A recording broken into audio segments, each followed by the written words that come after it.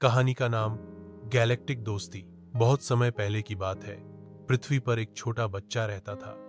उसका नाम था आरव। आरव को तारे, ग्रह और अंतरिक्ष की दुनिया बहुत पसंद थी। वो हमेशा अपनी दूरबीन से आसमान में झांकता और सोचता, क्या हम अकेले हैं इस ब्रह्मांड में? एक दिन आरव को एक रहस्यमयी बक्सा मिला।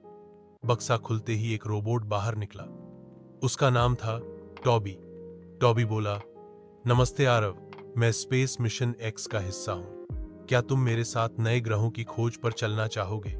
आरव की आंखें चमक उठीं। हाँ, बिल्कुल। अंतरिक्ष यात्रा शुरू होती है। आरव और टॉबी एक चमचमाते रॉकेट में बैठे और 3, 2, 1, बूम! रॉकेट आसमान में उड़ चला।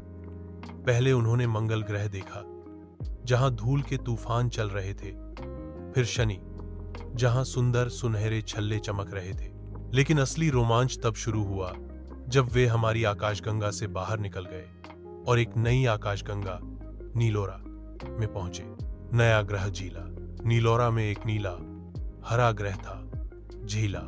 वहां की हवा हल्की और मीठी थी और पेड़ रंग बिरंगे फूलों से भरे थे।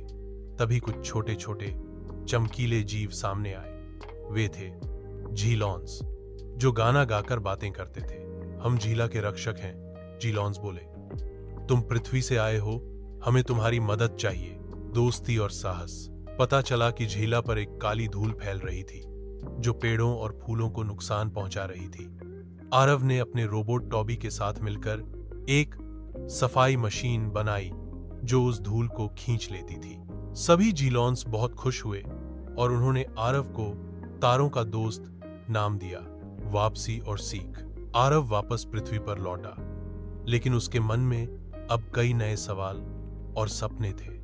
उसने सोचा, अगर हम मिलकर काम करें तो किसी भी ग्रह को बचा सकते हैं, चाहे वो पृथ्वी हो या झीला।